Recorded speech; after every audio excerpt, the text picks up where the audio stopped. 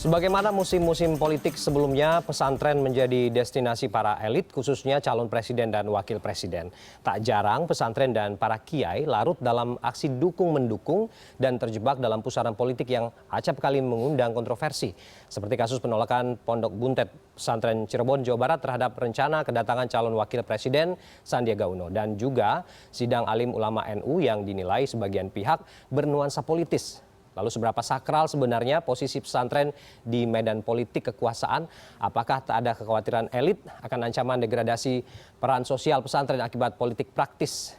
Kita akan membahasnya malam hari ini tadi dengan narasumber yang sudah saya perkenalkan kepada Anda semua. Dan saya mungkin langsung ke Bang Fatul. Sebelum kita membahas ini secara makro begitu, kita ingin review dulu ke kasus yang cukup anyar kemarin bahwa rencana Sandiaga Uno akan datang ke Pondok Buntet Pesantren di Cirebon, tapi kemudian ada penolakan. Dan setelah kita ketahui bahwa sebelumnya juga sudah ada pembicaraan lebih dulu begitu dengan tim sukses. Sebenarnya kronologi seperti apa sih, Bang? Pertama gini, kita ingin luruskan dulu ya bahwa kehadiran capres ke pesantren itu juga bukan dalam rangka kampanye, karena tempat pendidikan itu salah satu fasilitas yang dilarang untuk melakukan kampanye berdasarkan pasal 280 Undang-Undang Nomor 7 Tahun 2017 tentang Pemilihan Umum. Dan kami ke pesantren memang bersilaturahim. Nah, mengenai apa yang tadi ditanyakan, Bang Sandi sebetulnya sudah menjawab di berbagai media bahwa memang tidak ada rencana ke pesantren Buntet gitu. Dan memang yang direncanakan pesantren Nurul Huda kalau tidak salah, hari ini beliau ke sana dan diberitakan. Dan memang kalau misalnya kita mau kaitkan sebelumnya ada yang mungkin ke pesantren dan sebagainya, menurut saya itu hal wajar ya, karena memang setiap tim kampanye kami juga berusaha untuk bersilaturahim ke berbagai pihak, ya termasuk mungkin ke Buntet gitu. Tapi akhirnya memang mungkin ya tidak komunikasi bisa jadi mungkin tidak lancar, walaupun kami itu bukan sesuatu yang resmi, karena memang kita juga tidak mengetahui secara langsung, pasti itu tim yang di lapangan yang memungkinkan ada seperti itu. Tapi yang pasti Bang Sandi memang tidak mengagendakan kunjungan ke pesantren Buntet. Begitu ya. Jadi walaupun memang sudah ada komunikasi sebelumnya, tapi kemudian itu memang masih sebatas rencana saja begitu ya. Kalau saya sih mungkin itu hanya dugaan saya ya, karena memang yang pasti semua tim kampanye kami kan tentu bergerak ke berbagai lini. Dan kalaupun memang dianggap ada yang mengunjungi pesantren Buntet, ya kalau menurut saya sih wajar-wajar saja. Pasti semua tim kampanye siapapun itu, bahkan mungkin masing-masing caleg di masing-masing parpol pun juga pasti berusaha untuk masuk ke berbagai lini gitu. Dan memang kalaupun itu ada ya menurut saya wajar. Tapi memang yang seperti disampaikan Bang Sandi, memang kita tidak mengagendakan kunjungan ke pesantren Buntet. Oke, saya ke Bang Awi nih. Ya. Ini kan Jokowi pun sebenarnya juga sudah melakukan kampanye apapun lah itu namanya, sosialisasi kah atau silaturahmi begitu ke beberapa pesantren. Tapi kemudian di kasusnya Pondok Buntet ini Sandiaga sudah dilarang begitu, tapi tetap rencananya mau ke sana begitu. Ini kalau analoginya dibalik, apakah ini memang karena di sana sudah jelas ada pendukung Jokowi di sana atau bagaimana sebenarnya? Atau strategi lain yang akan dibaca di sana? Ya, pertama kami ingin mengklarifikasi bahwa katanya informasinya Sandi tidak ada niatan ke situ. Itu kan penjelasan setelah ramai di media, adanya penolakan. Adanya tim yang ke sana itu patut diduga memang ada desain memang ke sana. Nggak mungkin dong tim datang sampai 2 kali ke pesantren Buntet kalau memang tidak ada rencana. Tapi oke lah, soal klarifikasi pembelaan itu hanya Pak Sandi bersama timnya. Tapi kami ingin menggarisbawahi apa yang dilakukan oleh pimpinan Pondok Pesantren Buntet itu lebih bukan karena menolak silaturahminya, tetapi dia lebih mengedepankan mencegah mafsadat daripada mengambil manfaat. Kaidah usul fikihnya yang diyakini, yang dipahami oleh pesantren Buntet itu adalah darul mafasid muqaddam ala jalbil masalih. Artinya apa? Menolak kemudaratan lebih diutamakan daripada mengambil manfaat. Begini maksudnya. Silaturahmi antar insan manusia merupakan sesuatu yang dianjurkan dalam Islam. Tetapi mencegah terjadinya gesekan itu yang lebih diutamakan. Emangnya daripada ada kekhawatiran gesekan apa Bang yang terjadi? seperti yang disampaikan oleh pimpinan pengasuh Buntet bahwa 53 asrama yang ada di naungan yayasan sudah fix satu suara mendukung Jokowi Kiai Ma'ruf Amin. Ketika menerima paslon lain dalam hal ini Pak Sandiaga Uno, maka itu dikhawatirkan terjadi salah persepsi khususnya di lingkungan pesantren dan juga masyarakat sekitarnya termasuk juga alumni dan simpatisannya. Karena itu hal yang wajar misalkan di satu sisi, di satu hal pondok pesantren keluarganya berafiliasi kepada partai maupun paslon tertentu, ketika menerima kunjungan paslon yang lain akan bias informasinya khususnya di keluarga besar, alumni dan simpatisan pondok pesantren. Kalau itu terjadi gesekan, maka itulah yang harus dicegah lebih dulu daripada mengambil manfaat adanya silaturahim gitu, ataupun silaturahmi. Gitu. Oh jadi kalau saya ke Bang Fatul, artinya ada potensi pesan-pesan mudarat, bukan pesan-pesan damai yang dibawa ke sana dengan adanya kunjungan capres dan cawapres ke pesantren-pesantren ini, atau bagaimana? Ya kalau kunjungan capres dan cawapres kami selama ini sebetulnya juga sudah sangat banyak ke berbagai pesantren, silaturahim ke berbagai kalangan, ke kiai-kiai, ke ulama-ulama kami, dan itu dilakukan juga sudah sangat banyak gitu. Bahkan sebetulnya kalau misalnya mau dikatakan kalau soal dukung-mendukung, banyak juga beberapa kiai, beberapa ulama yang kami kunjungi, pesantren yang kami kunjungi, sebetulnya kiainya pun juga mungkin mengarahkan dukungan ke Capres 01. Tapi bagi kami memang kenapa kami berkunjung? Ya karena pertama kita ini kan ingin jadi presiden dan wakil presiden untuk seluruh rakyat Indonesia. Jadi silaturahim apalagi terhadap kiai, terhadap ulama itu dibutuhkan dan kami selalu berkunjung ke sana. Jadi kalau misalnya dibilang mengenai kunjungan seperti itu menurut saya itu hal yang wajar gitu. Tapi mungkin bisa jadi ada sebagian pihak mungkin penerimaan ataupun juga penerimaan di beberapa pihak bisa jadi mungkin berbeda. Dan mungkin saja kalau misalnya sebetulnya memang tidak kami agendakan, tapi bisa jadi ada tim kami yang ke sana dan itu sangat memungkinkan kalau memang dari pihak pesantrennya bisa jadi mungkin tidak mengizinkan, dan menurut kami juga wajar-wajar saja. Sama seperti halnya mungkin kunjungan-kunjungan ke beberapa wilayah oleh tim Capres 01 oleh Pak Jokowi misalnya yang mungkin disambut oleh simpatisan Prabowo Sandi, dan mungkin sebaliknya juga seperti itu, dan itu menurut saya dalam sisi demokrasi wajar-wajar saja. Dan itu hak tuan rumah begitu ya, menerima atau tidak menerima. Jelas kalau misalnya kita bertamu pasti kita kan meminta izin mereka untuk itu. Oke, saya ke Bang Adi. Bang Adi, ribut-ribut, bukan ribut-ribut sebenarnya. Maksudnya ini kan sudah menjadi agenda sepertinya di dalam masa kampanye Capres dan Cawapres 01, 02 begitu. Tapi kemudian kenapa baru sekarang ada yang mencoba untuk membuat ini menjadi kontroversi atau polemik, padahal kan sebenarnya pesantren adalah lembaga pendidikan yang sebenarnya juga membawa kedamaian, pesan-pesan intelektual, moral di sana, tempat menjamu itu begitu. Tapi kemudian Anda membaca ini bagaimana? Politik kita itu kan nggak kenal batas segmentasi perjuangan meraih dukungan. Bukan hanya di tempat umum, tempat-tempat pendidikan gitu ya, yang tidak terafiliasi dengan salah satu kontestan juga menjadi tempat pertarungan dua paslon. Nah, kenapa pesantren dikunjungi oleh berbagai paslon termasuk Sandi misalnya? Karena pesantren ini adalah satu komunitas besar. Ada santri, ada pak kiai, ada pengurus. Ya minimal di angka rata-rata misalnya jumlah komunitas di pesantren ada yang 5.000, ada 10.000, pesantrennya Mas Awi juga besar, ada 20.000, 15.000, itu santri. Kalau dikalkulasi dengan orang tua dan kerabatnya, itu bisa dikali lipatkan menjadi 40.000, 60.000. Kenapa pesantren menjadi seksi? Karena ada ketaatan yang disebut dengan sami'na wa to'na. Kalau pimpinan pesantrennya dukung 01 atau 02, kecenderungan santri, keluarganya dan kerabatnya itu otomatis dia akan mendukung apa yang difatwakan ikut gitu ya, itulah yang kemudian kenapa pesantren menjadi ladang yang cukup seksi untuk diperebutkan untuk dua kandidat, termasuk yang dilakukan oleh Sandi. Yang kedua menurut saya, nah kan kategori kampanye dalam undang-undang politik itu sederhana, mengajak mendukung secara langsung, menyebutkan visi misi gitu ya, nomor urut dan atribut partai ataupun identitas diri partai. Selama ini tidak dibunyikan selama silaturahmi politik di pesantren, itu nggak akan ada delik pemilu. Inilah yang saya kira kenapa kunjungan pesantren Jokowi, Sandi, Prabowo, dan Kiai Ma'ruf ini nyaris tidak pernah berkaitan dengan delik pemilu. Datang cuma sebatas silaturahmi politik biasa. Tapi Hakul yakin bahwa ketika Sandi datang ke pesantren ini bukan hanya sebatas silaturahmi biasa. Tentu ada silaturahmi plus minta dukungan tentu saja. Karena dalam konteks pemilu saat ini nyaris tidak ada yang lillahi ta'ala, Mas. Pasti ingin dapat insentif elektoral, ingin dapat dukungan dari berbagai segmen.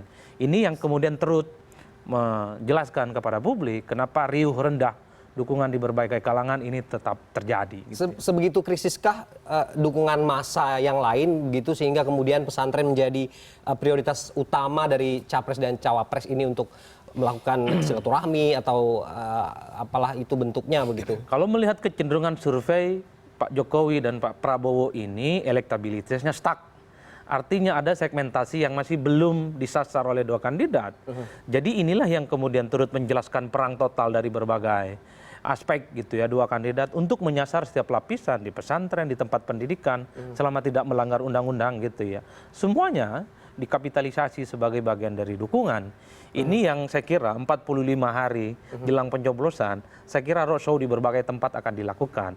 Dan penolakan di pesantren, penolakan di pasar, penolakan di Bali dan di berbagai tempat yang dilakukan oleh pendukung Jokowi misalnya terhadap Sandi dan Prabowo adalah hal biasa.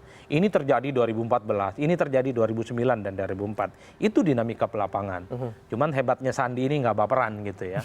Sekalipun sudah ditolak di mana-mana dia tetap datang.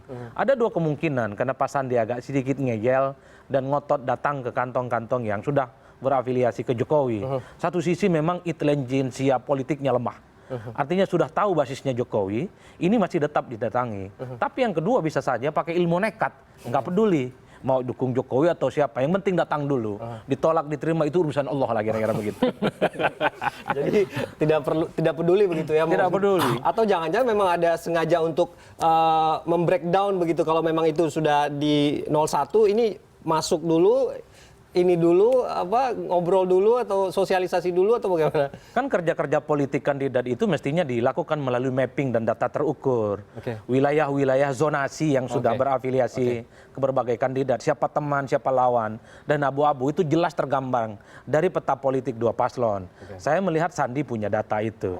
Cuman ini bagian dari perang Badar gitu ya. Yang nggak perlu ditunda. Kalau Bang Awi kan perang total. Kalau ini perang Badar. Kita akan bicara soal zonasi nanti bagaimana juga peta politik untuk mencakup pesantren-pesantren yang ada di Indonesia ini. CNN Indonesia Prime News akan segera kembali saja.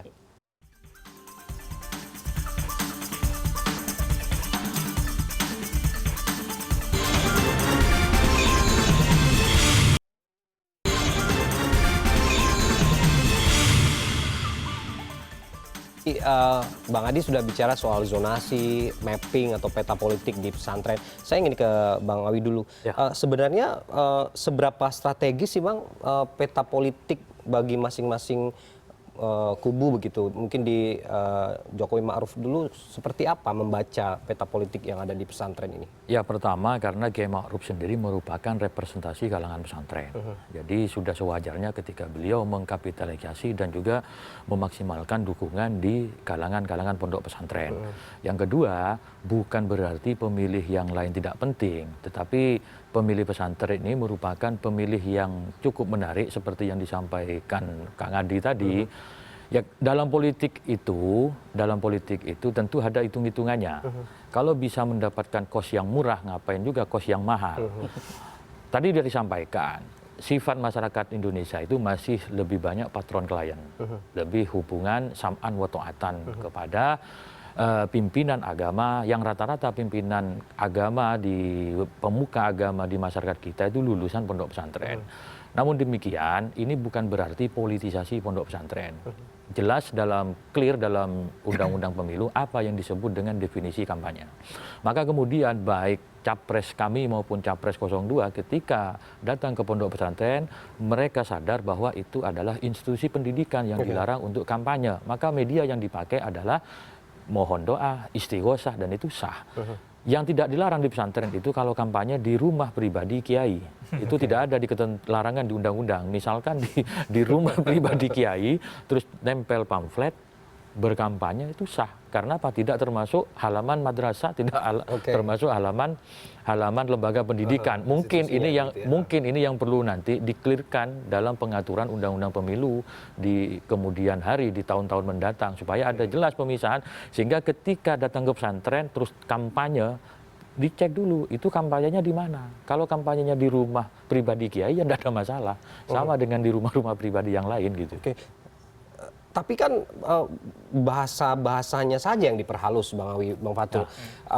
Intinya juga kampanye kan sebenarnya, tapi kemudian diperhalus dengan bahasa atau narasi silaturahmi, istighosah begitu. Ini tetap saja kan sebenarnya misinya, goalnya adalah kampanye begitu. Ya, itu yang namanya menyiasati ketentuan perundang-undangan, dan itu sah gitu kan. Sama halnya dengan misalkan sebuah partai politik peserta pemilu campaign di media massa itu kan dilarang sekarang. Tetapi ketika dia blocking naik di sebuah pemberitaan, ya tidak salah, karena berita pemilu itu boleh, yang dilarang itu iklan pemilu gitu. Itu kan boleh-boleh saja sebenarnya. Itu penyiasatan terhadap ketentuan perundang-undangan, selama tidak melanggar ya boleh-boleh saja saya kira itu. Oke, Bang Fatul gimana? Ini juga sama menyiasatinya itu dengan narasi atau frasa-frasa yang lebih santun begitu atau bagaimana?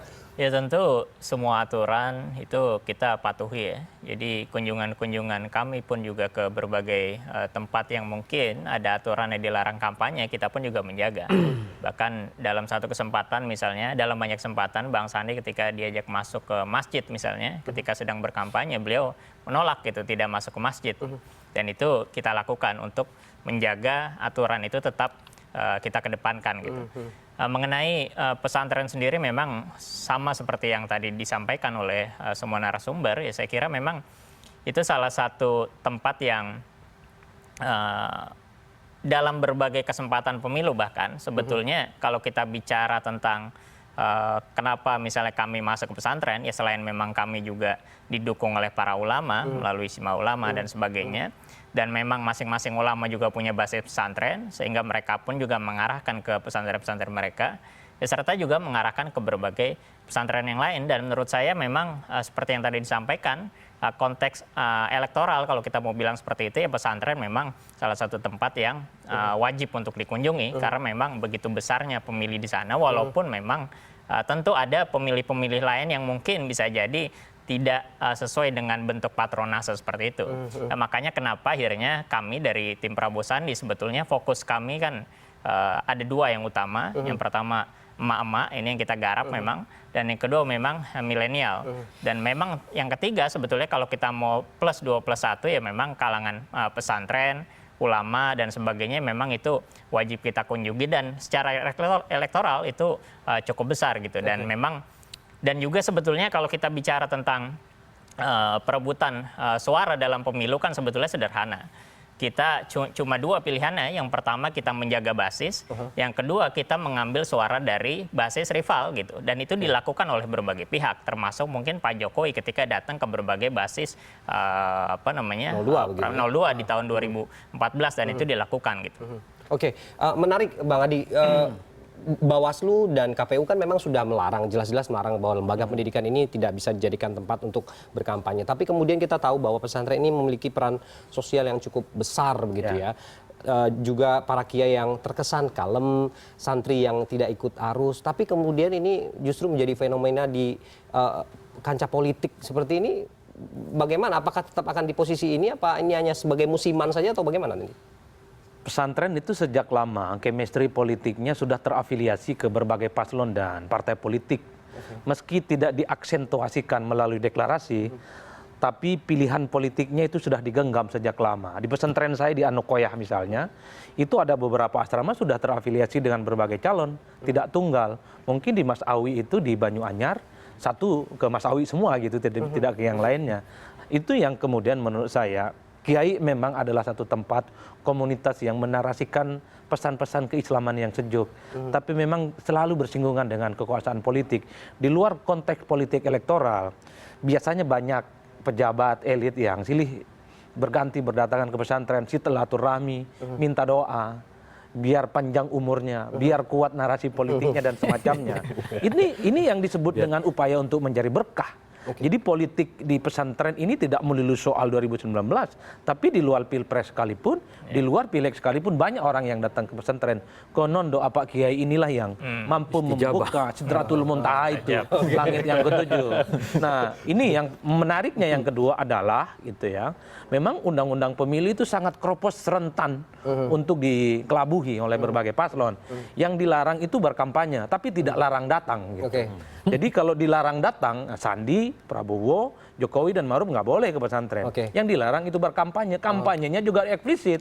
Minta dukungan secara langsung, menyampaikan visi misi. Jokowi visi misinya 37. Repot. Prabowo yang versi revisi 47 halaman. Dari yang sebelumnya 17 gitu ya. Terus menyebutkan identitas partai ataupun jati diri. Kalau itu yang dibunyikan maka kena delik. Ini yang saya kira memang banyak larangan dalam undang-undang pemilu kita itu cukup banyak celah untuk dimanipulasi dalam tanda kutip oleh berbagai paslon. Termasuk politik uang. Tidak ada pasal khusus yang menjelaskan tentang politik uang.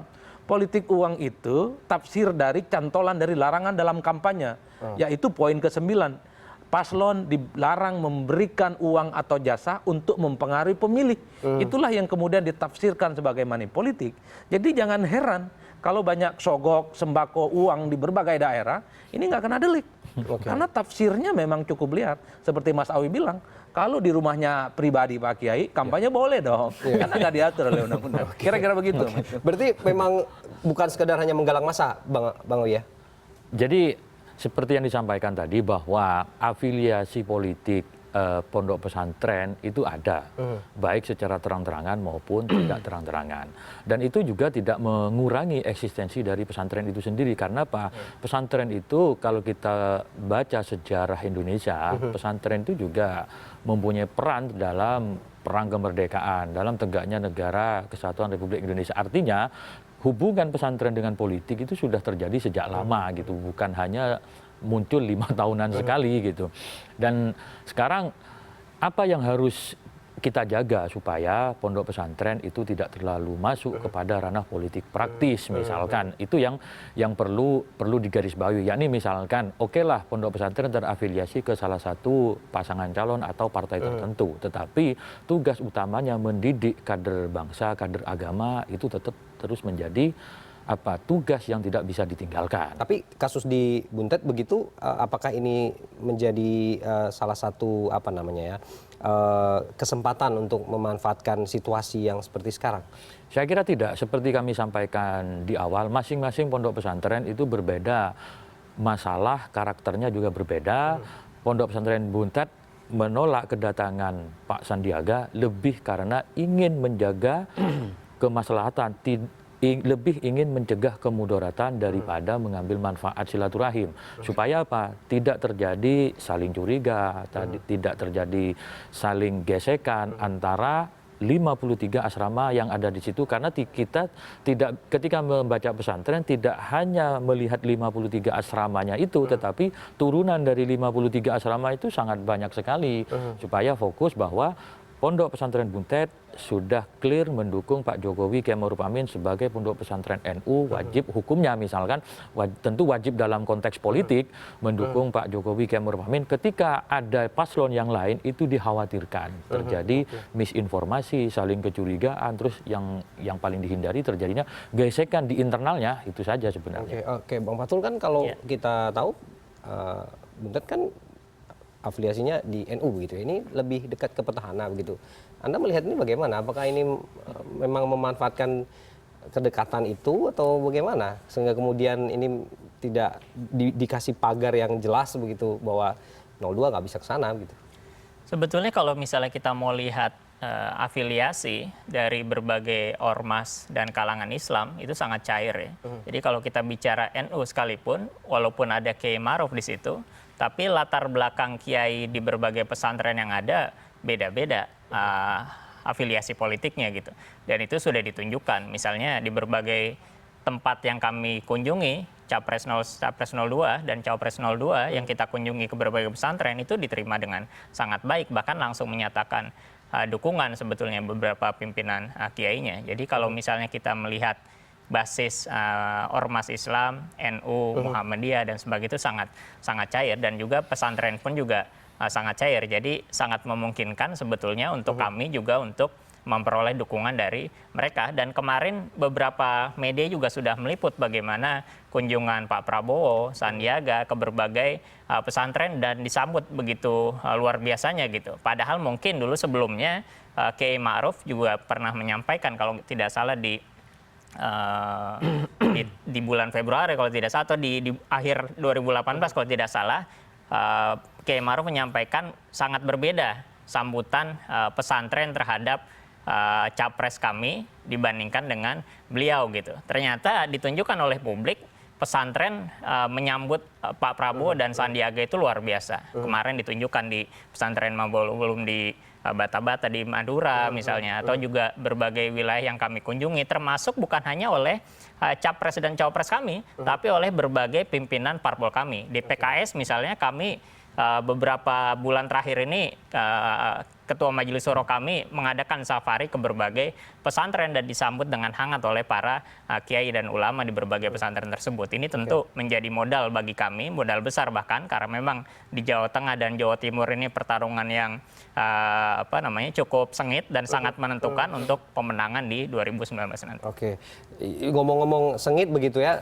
nanti saya juga akan tanyakan ke Bang Adi, ada kekhawatiran tidak kalau kemudian dengan kasus ini akan terjadi saling balas-membalas begitu ya? Nah, ini nanti kita akan jawab setelah jeda berikut ini. CNN Indonesia Prime News segera kembali.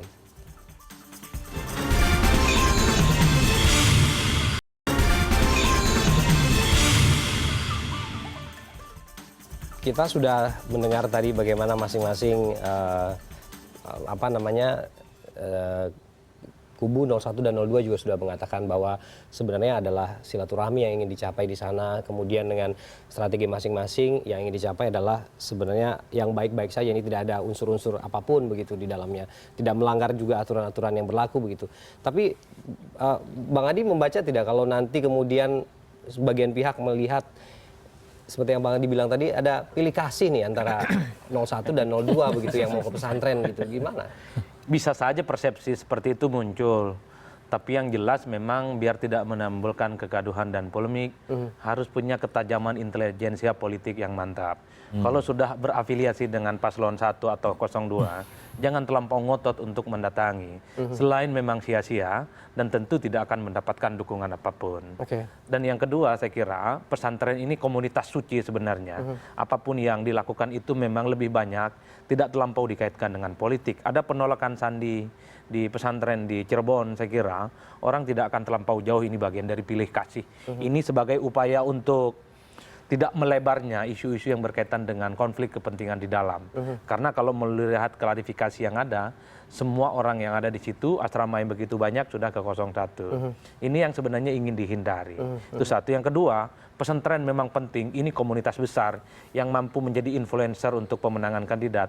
Tapi ingat, ada satu pola perubahan pemecahan TPS sekarang. Dulu mungkin TPS itu ada di dalam pesantren, sehingga memungkinkan pengurus santri yang ada di dalamnya untuk dimobilisasi untuk mendukung salah satu paslon. Sekarang tidak begitu modelnya. Jadi santri yang tersebar dari berbagai daerah, kabupaten, kecamatan, antar provinsi, kalau mau nyoblos harus pulang kampung. Itu kecenderungannya sekarang.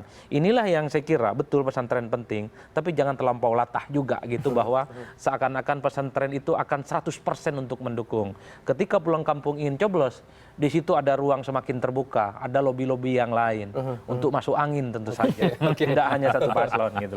Bang Awi, kalau memang sudah petanya terbentuk seperti itu, artinya sudah jelas mau kemana dan kemananya, berarti nanti begitu dong, maksudnya memang sudah tahu nih yang dituju ini aja, yang ke ini nggak usah, ini kemana, di sini basisnya udah jelas begitu. Padahal kan niatnya sebenarnya silaturahmi. Itu gimana? Ya, itu tidak lepas dari strategi politik masing-masing kandidat.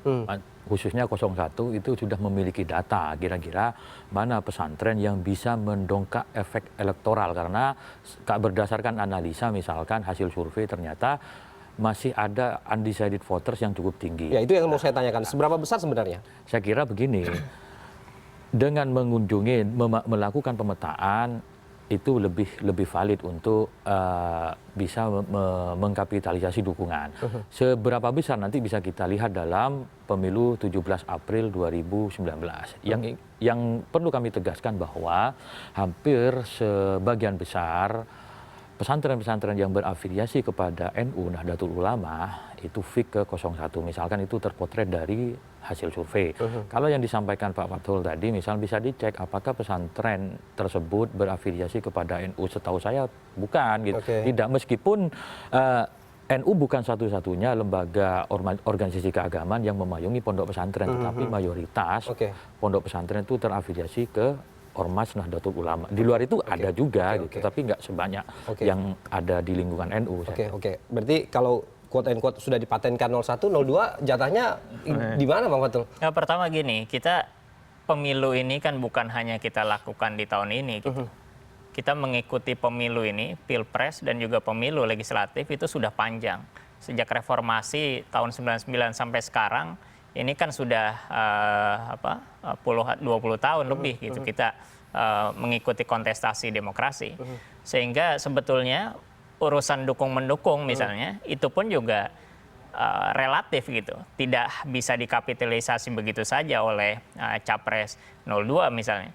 Dan kalau misalnya kita mau lihat, itu pun juga sebetulnya bisa kita lihat parameternya misalnya dengan calon-calon dari NU sendiri yang pernah berkontestasi dalam pemilihan presiden mulai tahun 2004 terutama ketika pemilihan langsung gitu. Jadi kalau misalnya kita lihat sebetulnya basis-basis yang ada itu tidak sebegitu mudahnya dikapitalisasi sebagai milik dari 01 karena memang pilpres dan juga pemilu itu sejak tahun 99 dan pendekatan terhadap kalangan pesantren itu juga sudah sangat lama.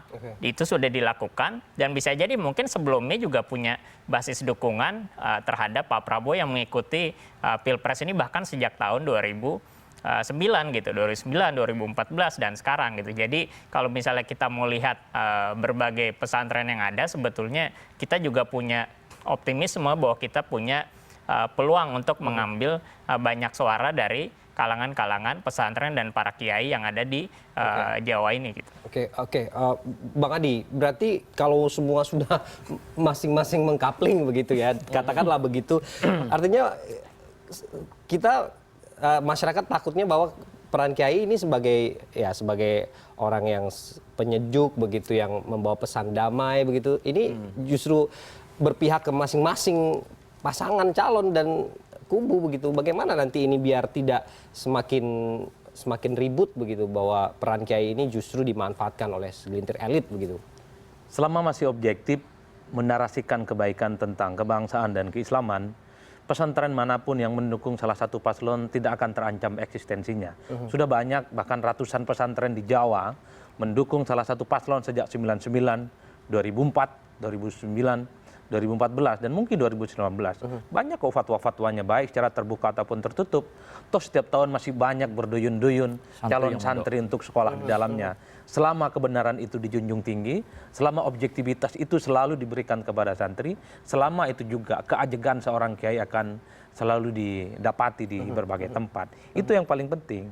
Yang terakhir menurut saya, pesantren memang adalah satu komoditas yang cukup seksi untuk diperebutkan, tapi menjederhanakan politik menjadi persoalan pesantren nggak pesantren untuk menang, ini juga fatal. Karena ada komunitas nelayan, ada komunitas petani, yang teranyar tentu adalah milenial, mama, dan ojek online gitu ya. Adalah satu komunitas yang jumlahnya juga besar, menjadi bagian penting dari pemenangan. Ini yang harus dibaca secara utuh sebenarnya. Walaupun kemudian Bang Adi tadi di awal bilang pesantren seksi juga ya untuk cukup seksi, tapi banyak yang seksi juga gitu. Yang lain juga banyak lagi seksi banyak sebenarnya ya, dibanding hanya pesantren kiai dan santri begitu ya. Kira-kira begitu. Kita sebenarnya masih ingin membahas ini lebih lanjut, tapi memang ada waktu yang juga harus membatasi. Tapi yang jelas bagaimana kemudian pesantren ini sebagai membawa peran sosial yang cukup besar terhadap kedamaian di tengah masyarakat begitu ya, tidak masing-masing nanti juga akan tergerus oleh politik praktis yang membuat kita tidak nyaman begitu, dan juga membuat masing-masing kubu juga tidak akan. Kalau boleh saya tambahkan satu hal, salah satu terminologi pemilih rasional atau pendekatan rasional itu adalah mengeluarkan ongkos yang sedikit tapi mendapatkan untung yang banyak.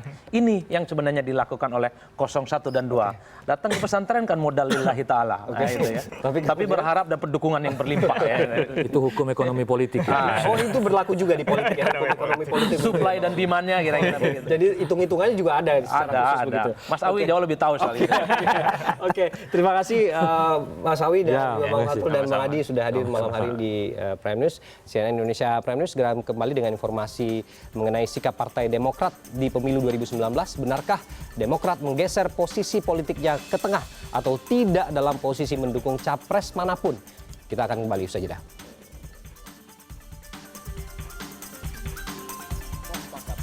Bahwa Partai Demokrat akan berorientasi pada perjuangan calegnya. Tidak bisa terlalu berharap mendapatkan efek ekor jas dari Pilpres atau dari